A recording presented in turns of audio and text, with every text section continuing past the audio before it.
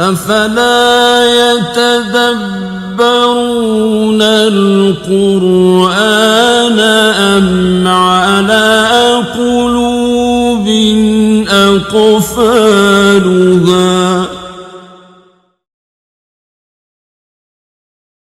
نحمده ونصلي ونسلم على رسوله الكريم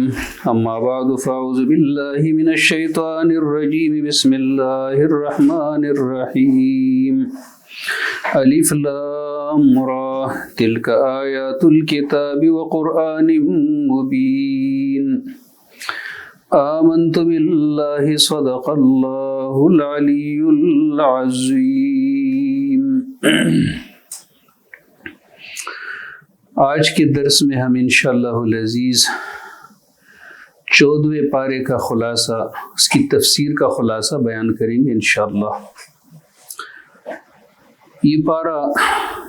سورۃ الحجر کی دوسری آیت سے شروع ہے، لیکن ہم آغاز کریں گے سورۃ الحجر سے،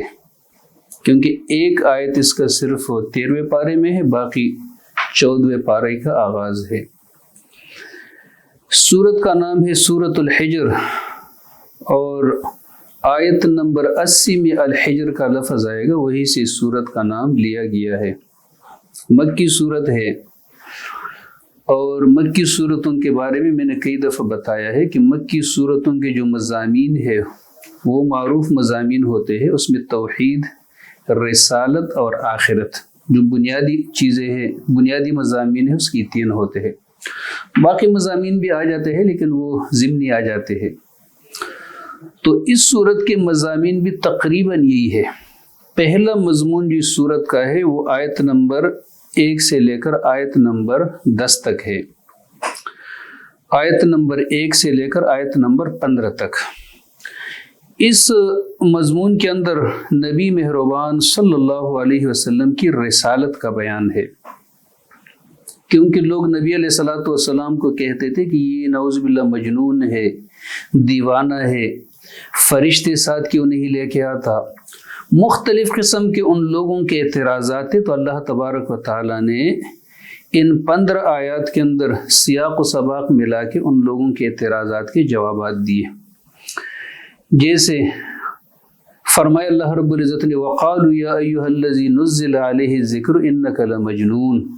آیت نمبر 6 میں یہ لوگ کہتے ہیں اے وہ شخص کی جس کے اوپر نصیحت اتری ہے، آپ تو دیوانے ہو، آپ ہمارے پاس فرشتے کیوں نہیں لے کر آتے اگر واقعی تم سچے ہو تو۔ اللہ تبارک و تعالیٰ نے نبی مہربان صلی اللہ علیہ وسلم کی طرف سے اس کا جواب دیا کہ فرشتے جب آئیں گے تو پھر عذاب آ جائے گا، پھر آپ لوگوں کی مہلت ختم ہو جائے گی، اور پھر اس کے بعد ارشاد فرمائے کہ ہم نے اس نبی کے اوپر جو کتاب نازل کی ہے تو ہم نے ہی اس کتاب کو نازل کیا ہے اور ہم خود اس کے محافظ بھی ہے۔ تو قرآن مقدس کی حفاظت کا ذمہ اللہ تبارک و تعالی نے خود لیا ہے۔ باقی جو آسمانی کتابیں تھیں ان کے بارے میں اللہ رب العزت نے ارشاد فرمائے بِمَسْتُحْفِظُ مِنْ کتاب اللہ، ان لوگوں کو حفاظت کا ذمہ دار بنایا گیا تھا جن کو کتابیں دی گئی تھی، لیکن قرآن کی حفاظت کا ذمہ اللہ نے خود لیا ہے۔ لہٰذا قرآن مقدس کے اندر کوئی بھی بندہ کوئی تحریف، کوئی تبدیلی نہیں کر سکتے۔ اگر آپ کہیں کہ لوگ تو کر سکتے ہیں تو کر لیں، لیکن پکڑے جائیں گے۔ ان کتابوں کے اندر نہیں پکڑے جاتے، لیکن قرآن کے اندر اگر کوئی شخص تبدیلی کرے گا، چاہے وہ ایک حرف کا کیوں نہ ہو، چاہے وہ ایک نقطے کا کیوں نہ ہو، چاہے وہ کسی زبر زیر پیش کا کیوں نہ ہو، تو فوری پکڑا جائے گا۔ کیونکہ اب اللہ قرآن کی حفاظت کس صورت میں کرتا ہے؟ تو اللہ تبارک و تعالی سب سے بڑا جو اللہ رب العزت نے حفاظت کا وہ جو اللہ رب العزت نے ذمہ لیا ہے، اس کی جو صورت ہے تو وہ مسلمانوں کے سینے ہے جس کے اندر اللہ رب العزت نے قرآن کو محفوظ کیا ہے۔ اور باقی دنیا میں کتنے حافظ ہیں وہ بھی بڑی تعداد میں ہے، لیکن صرف پاکستان سے جو سال میں حفاظ تیار ہوتے ہیں تو تقریباً 1 لاکھ حفاظ پاکستان سے تیار ہوتے ہیں، اور تقریباً پاکستان میں اس وقت حفاظ کی تعداد تقریباً 1 کروڑ کے قریب ہے۔ تو اللہ رب العزت اس کے ذریعے، حفاظ کے سینوں کے ذریعے اللہ رب العزت قرآن کی حفاظت کا انتظام کرتا ہے۔ کوئی بھی بندہ اس کے اندر کوئی ہیرا پھیری نہیں کر سکتا۔ پھر اللہ رب العزت نے ارشاد فرمائے کہ اے پیغمبر، آپ کے ساتھ جو ان لوگوں کا رویہ اور طریقہ ہے یہ کوئی نیا طریقہ نہیں ہے، یہ کوئی نیا رویہ نہیں ہے، آپ سے پہلے جتنے انبیاء علیہ السلام گزرے ہیں تو سب کے ساتھ لوگوں نے یہی کیا ہے جو آپ کے ساتھ کر رہے ہیں، لیکن عن قریب ان لوگوں کو اپنے کیے کا انجام معلوم ہوگا اور اس کا پتہ چل جائے گا ان لوگوں کو۔ پھر اس کے بعد اس کا جو دوسرا مضمون ہے وہ توحید کا ہے، وہ آیت نمبر 16 سے شروع ہوتا ہے اور آیت نمبر 50 پہ جا کے ختم ہو جائے گا۔ اللہ رب العزت نے اپنی قدرت کے اور اپنے توحید کی جو نشانیاں لوگوں کو بتائی ہے، فرمایا اللہ تبارک و تعالیٰ نے، جس کا یہ جو پہلی آیت ہے آیت نمبر 16، وَلَقَدْ جَعَلْنَا فِي السَّمَاءِ بُرُوجًا وَزَيَّنَّاهَا لِلنَّاظِرِينَ، یہ لوگ دیکھتے نہیں ہیں، آسمان کے اندر ہم نے مضبوط قلعے بنائے ہیں، دیکھنے والوں کے لیے ہم نے اس کو کتنا خوبصورت بنایا، اور ہر شیطان مردود کے شر سے ہم نے اس کو بچایا ہے، اور اگر کوئی شیطان کچھ چوری چھپے کچھ سن لیتا ہے تو اس کے پیچھے ایک شعلہ روشن اس کا پیچھا کر لیتا ہے۔ پھر یہ زمین دیکھو ہم نے اس کو کیسے بچھایا، اس کے اوپر ہم نے کیسے پہاڑوں کی میخیں گاڑ دی، اور اس زمین کے اندر زمین کے اوپر ہم نے کتنی چیزیں اگائی ہے۔ مولانا مودودی رحمۃ اللہ علیہ نے ایک جگہ لکھا ہے، جو نباتات اور جو پودے ہیں آج تک انسانی مشاہدے میں جتنے آئے تو اس کے 2 لاکھ اقسام ہے، 2 لاکھ انواع و اقسام، تو یہ لوگ دیکھتے نہیں ہیں۔ پھر اس زمین کے اندر ہم نے اب کی معیشت کے لیے کتنے اسباب مہیا کیے ہیں، اور ان کے لیے بھی کہ جن کو تم رزق نہیں دیتے، ہم کس کو رزق دیتے؟ ہم تو اپنے بچوں کو نہیں پال سکتے۔ یہ جو زیروح اشیاء کی اقسام ہے، مولانا مودودی نے ان کا بھی تذکرہ کیا ہے، یہ 10 لاکھ قسم کے انواع اور اقسام کی مخلوق ہے انسان کے علاوہ، انسان ان میں سے ایک ہے، باقی ایک کم 10 لاکھ انواع و اقسام کی جو مخلوق ہے ان کو رزق کون دیتا ہے؟ ہم تو ان کو رزق نہیں دیتے، ان کو رزق دینے والی ذات اللہ تبارک و تعالیٰ کی ہے۔ کہتے حضرت موسیٰ علیہ السلام جب وہ مدین سے واپس جا رہے تھے مصر، بیوی بھی ساتھ میں تھی، اور راستے میں ان کو کوہ طور بھی اللہ تبارک و تعالیٰ ہم کلام ہوئے، ان کو نبوت دی، تو موسیٰ علیہ السلام تھوڑے سے کیونکہ بچوں کو دور چھوڑ کے وہاں گئے تھے تو تھوڑے پریشان ہو رہے تھے کہ ٹائم زیادہ ہو گیا اور بچے پتہ نہیں کس حال میں ہوں گے۔ کہتے اللہ رب العزت نے حضرت موسیٰ علیہ السلام سے کہا کہ جو ساتھ میں چٹان پڑے اس کو لاٹھی مارے۔ موسیٰ علیہ السلام نے لاٹھی ماری، اس کی ایک تہ پٹ گئی، فرمائے دوبارہ مارے، دوبارہ مار دی، پھر دوسری تہ، پھر تیسری دفعہ مارا، پھر تیسری تہ، تو تیسرے تہ کے نیچے ایک کیڑا تھا جس کے منہ میں ہرا پتا تھا اور اللہ تبارک و تعالیٰ کی تسبیح پڑھ رہا تھا۔ موسیٰ علیہ السلام کو یہ باور کرانے کے لیے کہ جو ان 3 تہوں کے اندر ایک کیڑے کو ہرا پتا پہنچا سکتا ہے تو آپ کے بچے کبھی بھی ضائع نہیں ہوں گے۔ تو یہ اللہ تبارک و تعالیٰ کی توحید و وحدانیت، اور پھر اللہ رب العزت نے ارشاد فرمایا ہر چیز کے ہمارے پاس خزانے ہیں، لیکن ہم ایک خاص مقدار سے اس کو زمین پہ اتار دیتے ہیں، پھر ہم بارہ اور ہواؤں کو بیچتے ہیں، پھر آسمان سے اس کے ذریعے پانی برساتے ہیں، پھر وہ ہم آپ کو پلاتے ہیں، اور پھر آپ اس کو خزانہ اور سٹور نہیں کر سکتے، ہمارے پاس اس کا انتظام ہے، اس کو ہم سٹور بھی کر لیتے ہیں۔ کیسے سٹور کر لیتا ہے؟ پہاڑوں کے اوپر برف باری کی صورت میں اگر پہاڑی لوگ نیچے سے پانی کھینچ کے اوپر لے جاتے تو کتنا مشکل ہوتا ان لوگوں کے لیے، اوپر سے تو نیچے آ سکتے لیکن نیچے سے اوپر کیسے جاتا، اور اتنی ہیوی مشینیں کہاں سے لگاتے وہ لوگ؟ تو اللہ تبارک و تعالیٰ اس کو برف باری کی صورت میں پہاڑوں کے اوپر اتنے ڈیر جما دیتا ہے، نہ وہ پانی سڑتا ہے، نہ وہ خراب ہو جاتا ہے، نہ اس میں کوئی چیز گر سکتی ہے، وہ برف باری ہے اور سالہ سال وہاں پڑا ہوتا ہے، اور پھر اس کے بعد وہاں سے پگھل کے زمین کے اندر اللہ نے ایسے قدرتی پائپ لائنوں کا انتظام کیا ہے، ہمارے پائپ ہو جاتے تو پڑ جاتے، خراب ہو جاتے، پھر ان کا سسٹم خراب ہو جاتا۔ قدرتی لائنوں کا اللہ نے انتظام کیا ہے، وہاں سے آتا ہے چشموں کی صورت میں بے شمار پانی، لوگ اس کو استعمال بھی کرتے ہیں، مویشیوں کو بھی پلاتے، اس سے کھیتی باڑی بھی کرتے، اور پھر اس کے بعد ہموار زمینوں کی طرف آ جاتا ہے۔ پھر اس زمین کے اندر اللہ نے ایسا ایک فاصلے کے اوپر انتظام کیا ہے پانی کو سٹور کرنے کا، خزانہ کرنے کا، جب ہم بورنگ مارتے ہیں، جب ہم کنواں کھودتے ہیں تو اس کے بعد وہاں سے پانی نکل آتا ہے۔ قرآن مقدس کے اندر اللہ رب العزت نے ارشاد فرمایا،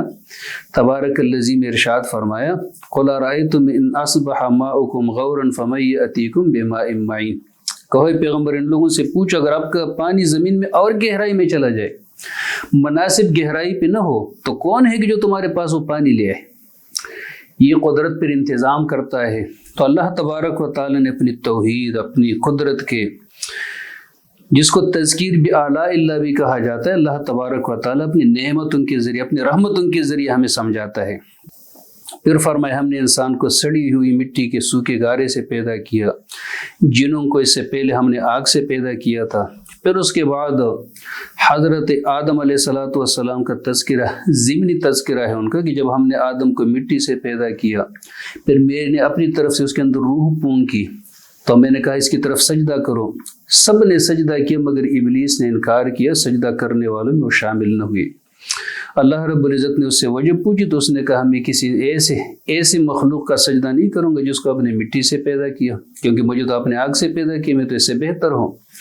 اللہ رب العزت نے اس کو جنت سے باہر کر دیا اور قیامت تک اللہ نے اس کے اوپر لعنت بھیجی۔ اس نے کہا بھلے لعنت بھیجو لیکن مجھے مہلت دو، زندگی مجھے لمبی دو تاکہ میں لوگوں کو گمراہ کروں۔ اللہ تبارک و تعالیٰ نے اس کی بات قبول کر لی اور فرمایا چلو تمہیں مہلت ہے، جو میرا خالص بندہ ہوگا وہ تمہاری اکساہٹوں میں نہیں آئے گا، جو تمہارا بندہ ہوگا تو میرا ہی نہیں بنے گا۔ میں نے جہنم تیاری ان لوگوں کے لیے کی ہے کہ جو تمہارے راستے پہ چلیں گے۔ پھر اس کے بعد جہنم کا تذکرہ، پھر اس کے بعد متقی اور پرہیزگار لوگوں کا تذکرہ کہ ان کے لیے کیا انجام ہوگا، برے لوگوں کا کیا انجام ہوگا۔ پھر اس کے بعد اس پارے کا جو تیسرا عنوان ہے وہ حضرت ابراہیم علیہ الصلوۃ والسلام اور حضرت لوط علیہ الصلوۃ والسلام کا تذکرہ ہے۔ ابراہیم علیہ الصلوۃ والسلام کا تذکرہ تو اختصار کے ساتھ ہے، لیکن لوط علیہ الصلوۃ والسلام کا قدری تفصیل کے ساتھ ہے۔ یہ مضمون شروع ہوتا ہے آیت نمبر 51 سے لے کر آیت نمبر 77 تک، کیونکہ حضرت لوط علیہ السلام کے قوم کو عذاب دینے کے لیے جب فرشتے جا رہے تھے تو پہلے حضرت ابراہیم علیہ السلام کے پاس گئے تھے، کیونکہ ابراہیم علیہ السلام کے بھتیجے تھے، ان کے ساتھ وہی سے آئے تھے عراق سے، صدوم کے علاقے میں ابراہیم علیہ السلام نے ان کو بھیجا تھا، چھوڑا تھا۔ تو جب یہ فرشتے وہاں جا رہے تھے تو پہلے ابراہیم علیہ السلام کے پاس گئے، سلام کیا، لیکن اجنبی لوگ تھے تو ابراہیم علیہ السلام نے کہا ہم تو آپ سے ڈرتے ہیں، خوف زدہ ہے، پتہ نہیں کہاں سے ہے، کون سے قسم کے لوگ ہو۔ انہوں نے ابراہیم علیہ السلام سے کہا آپ ڈرے نہیں۔ ابراہیم علیہ السلام کو خوشخبری دی ان لوگوں نے حضرت اسحاق علیہ السلام کی، کیونکہ بی بی سارہ سے اس کا کوئی بیٹا نہیں تھا اور بہت پریشان رہتی تھی، تو اللہ رب العزت نے ان کو بیٹے کی بشارت دی۔ اور پھر اس کے بعد ابراہیم علیہ السلام نے ان سے پوچھا کہ یہ تو آپ کا مین مقصد نہیں ہوگا، اتنی سی بات کے لیے تو آپ نہیں آئے ہوں گے، آپ کا اس سے آگے کیا مشن ہے؟ تو انہوں نے کہا ہمیں لوط علیہ السلام کے قوم کے پاس جانا ہے اور اللہ رب العزت نے ان کے اوپر عذاب کا فیصلہ کر دیا ہے۔ تو پھر حضرت ابراہیم علیہ السلام ان سے تھوڑا سا الجھے، بہرحال یہ وہاں چلے گئے لوط علیہ السلام کے قوم کے پاس کہ ہم نے سب کو ہلاک کرنا ہے، لوط علیہ السلام کے گھر والوں کو بچانا ہے لیکن اس کی بیوی کو نہیں بچانا، کیونکہ وہ بھی کافر قوم سے تعلق رکھنے والی تھی۔ پھر وہاں پہ گئے، پھر ان لوگوں کے عذاب کا تذکرہ ہے کہ ہم نے حضرت لوط علیہ السلام سے کہا کہ اپنی قوم کو رات کے ایک حصے میں یہاں سے آپ نکال لیں، باقی پوری قوم پیچھے سے تباہ ہو جائے گی۔ سب سے بڑی بدعملی لوط علیہ السلام کی قوم کی کیا تھی؟ کفر کے ساتھ جو ان کی بدعملی ابھی تھی۔ دیکھیں ہم جب قرآن میں پڑھتے ہیں تو صرف کفر کی وجہ سے کوئی قوم ہلاک نہیں ہوئی، صرف کفر، جب تک ان کے اندر کوئی معاشرتی اور اخلاقی برائی نہ ہو۔ جتنے پیغمبروں کے قصے آپ لوگ پڑھیں گے تو آپ کو خود اندازہ ہو جائے گا کہ ان لوگوں کے اندر اور کیا خرابی تھی، کفر کے ساتھ ساتھ اور کون سی خرابی تھی ان لوگوں میں۔ تو کفر کے ساتھ ساتھ ان لوگوں کے اندر جو خرابی تھی وہ ہم جنس پرستی کی خرابی تھی ان لوگوں میں، جو دنیا کے اندر جانوروں کا عمل بھی نہیں ہو سکتا کہ جو ان لوگوں نے اس کا ایجاد کیا تھا۔ اور سب سے پہلے یہ ہم جنس پرستی حضرت لوط علیہ السلام کی قوم سے شروع ہو گئی۔ مرد ان سے اپنی خواہش پوری کر رہے تھے، عورتوں سے، جس کو آج کل کفری دنیا کے اکثر ممالک میں ان کو قانونی اور دستوری تحفظ بھی حاصل ہے۔ ہمارے پاکستان کے اندر بھی لوگوں نے کچھ خفیہ کوششیں کی، لیکن الحمدللہ اس کو ہمارے جو مذہبی لوگ تھے ان لوگوں نے اس کو ناکام بنایا۔ تو اس بدعملی کی وجہ سے اللہ تبارک و تعالیٰ نے پہلے ان کو فرشتوں نے اٹھایا، وہ آسمان کی بلندیوں تک لے گئے ان کو، پھر اس کے بعد عمدہ کر کے ان لوگوں کو زمین پہ مارا گیا،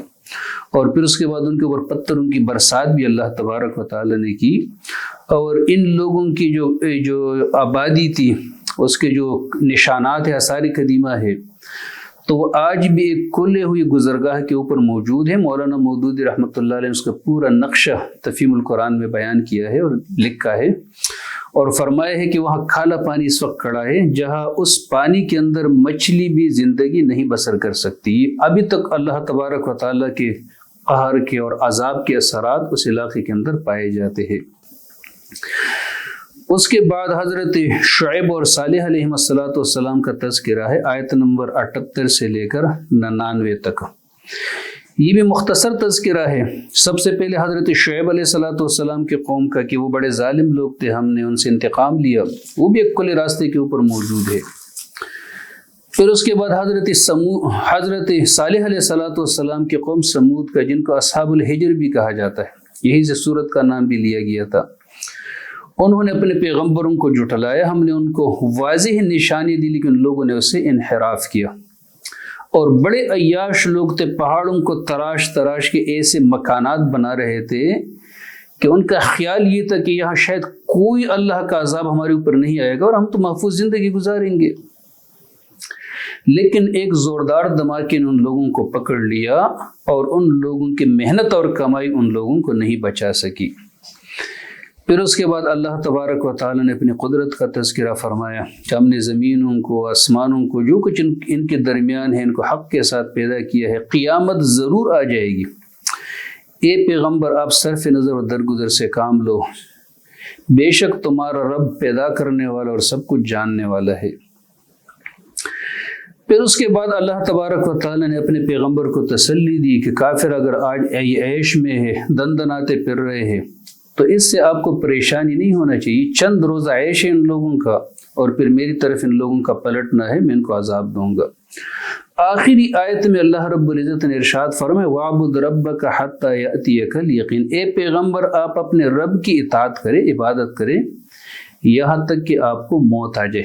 مرتے دم تک اللہ رب العزت کی عبادت پہ ڈٹ جائے۔ اس کے بعد سورت شروع ہو جاتی سورت النحل، آیت نمبر 68 سے سورت کا نام لیا گیا ہے وَأَوْحَى رَبُّكَ إِلَى النَّحْلِ۔ یہ بھی مکی سورت ہے، اور ابھی میں نے بتا دیا کہ مکی صورتوں میں کیا چیزیں ہوتی ہے۔ تو اس صورت کا بھی جو سب سے پہلا عنوان ہے، آیت نمبر 1 سے لے کر 25 تک، وہ اللہ تبارک و تعالیٰ کی وحدانیت اور اللہ کی توحید ہے۔ شروع والی آیت میں کہا اللہ کا فیصلہ آ گیا، آپ جلد بازی نہ کریں، اللہ پاک ہے شرک سے اور بالاتر ہے ان لوگوں کے شرک سے۔ اللہ وہ ذات ہے کہ جو فرشتوں کو جبرائیل علیہ السلام سمیت اپنے حکم سے بھیجتا ہے، جس کے اوپر اللہ چاہے اپنے بندوں میں سے، یعنی اللہ جس کو چاہے نبوت دے دیتا ہے۔ اور پیغمبر کو اللہ تبارک و تعالیٰ جو مشن اس کے سپرد کرتا ہے، تو اس کا بنیادی نقطہ یہ ہوتا ہے ان انذروا انہ لا الہ الا انا فاتقون، کہ آپ لوگوں کو پیغام دے، ڈرائے لوگوں کو کہ میرے علاوہ کوئی معبود نہیں ہے، فاتقون، آپ لوگ مجھ سے ڈرے۔ پھر اللہ رب العزت نے پھر اپنے توحید کا اور اپنے قوت کا، قدرت کا تذکرہ فرمائے کہ اللہ نے انسان کو پیدا کیا پانی کے ایک حقیر بوند سے، لیکن جب یہ بڑا ہو جاتا ہے تو پھر جھگڑالو بن جاتا ہے۔ اللہ نے جانور پیدا کیے جس میں تمہارے لیے پوشاک بھی ہے، دیگر منافع بھی، اس سے تم خوراک بھی حاصل کرتے ہو، آپ کے رزق میں خوبصورتی بھی ہے، جس وقت اس کو چرانے کے لیے لے جاتے ہو، جس وقت واپس لے آتے ہو، تمہارے وزنی چیزوں کو بھی وہاں تک لے جاتے ہیں جہاں تک آپ لوگ سخت جان فشانی کے بغیر پہنچ نہیں سکتے، بے شک تمہارا رب شفیق و رحیم ہے۔ اللہ نے گھوڑے، خچر، گدے اس لیے پیدا کیے تاکہ تم اس پہ سواری بھی کرو، یہ تمہارے لیے خوبصورتی بھی ہے۔ وَيَخْلُقُ مَا لَا تَعْلَمُونَ، اللہ ایسی چیزیں پیدا کرے گا کہ جو ابھی تک تمہارے سمجھ میں نہیں آ رہی۔ تو پہلے زمانے میں کسی کے سمجھ میں گاڑیاں نہیں آ رہی تھی، ٹرین نہیں آ رہے تھے، ہوائی جہاز نہیں آ رہے تھے،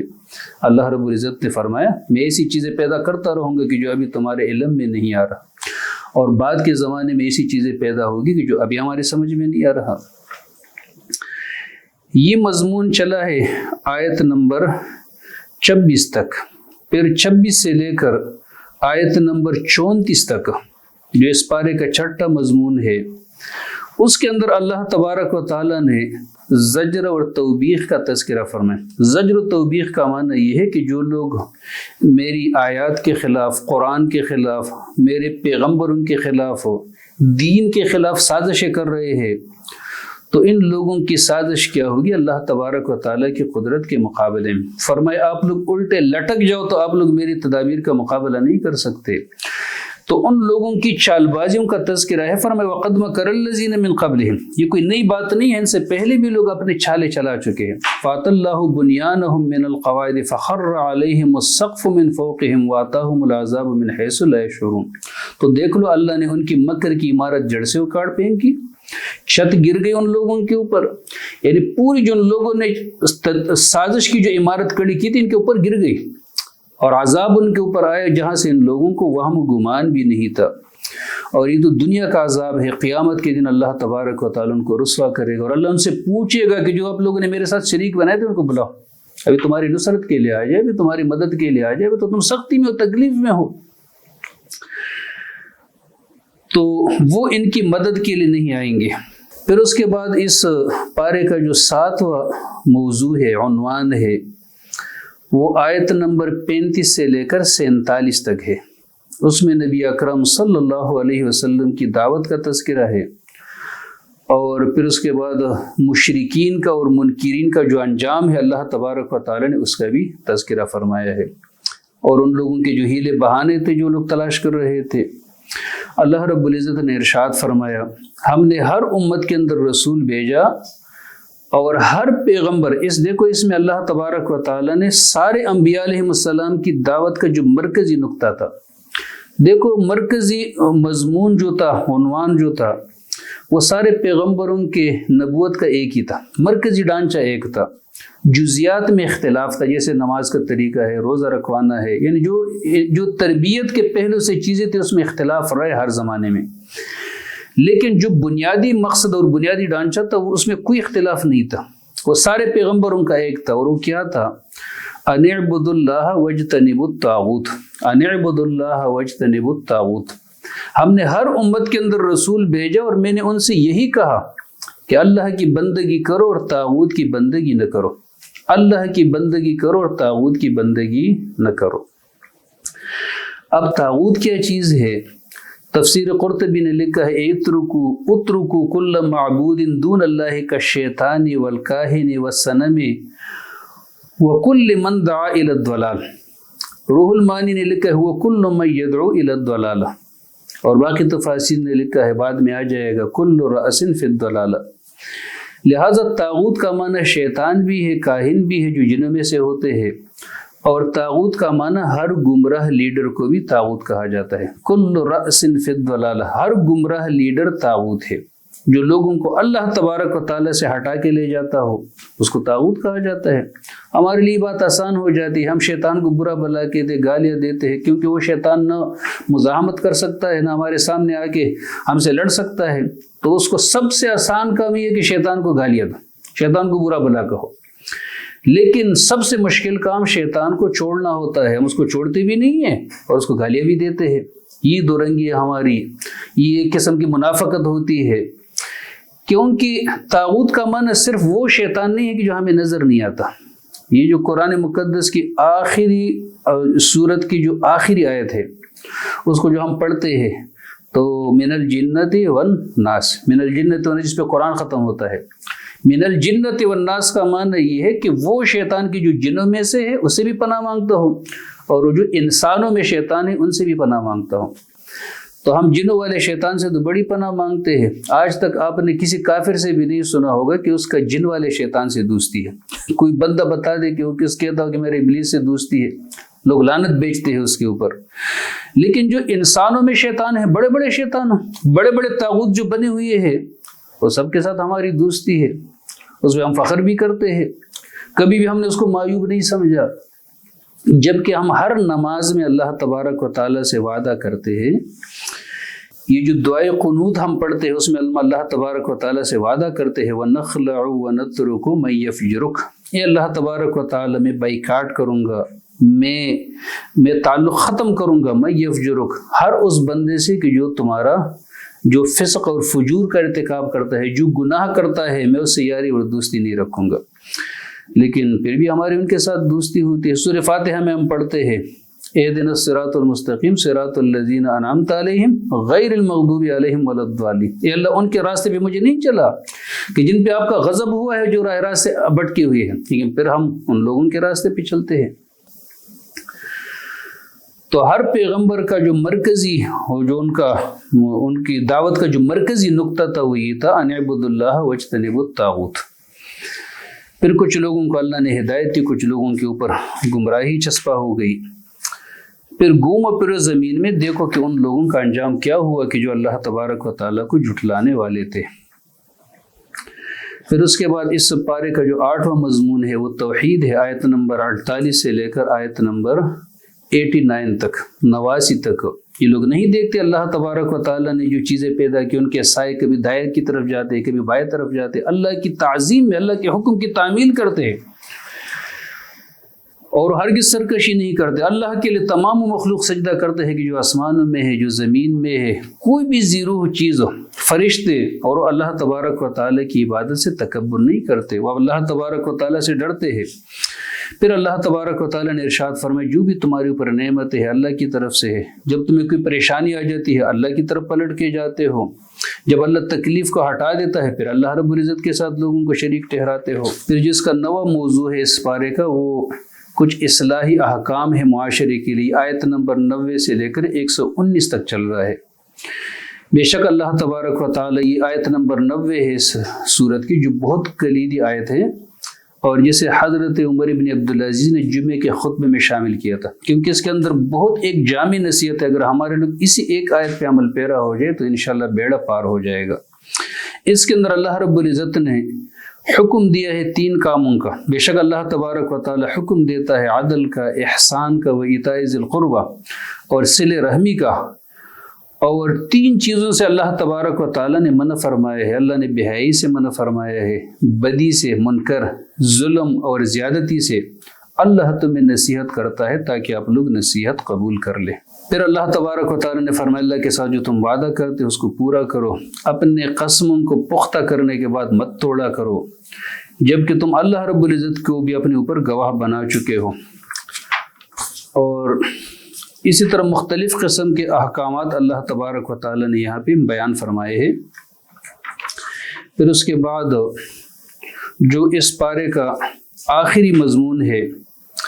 تو وہ آیت نمبر 120 سے لے کر 128 تک، اس پہ سورت بھی ختم ہو جائے گی اور اس پہ پارہ بھی ختم ہو جائے گا۔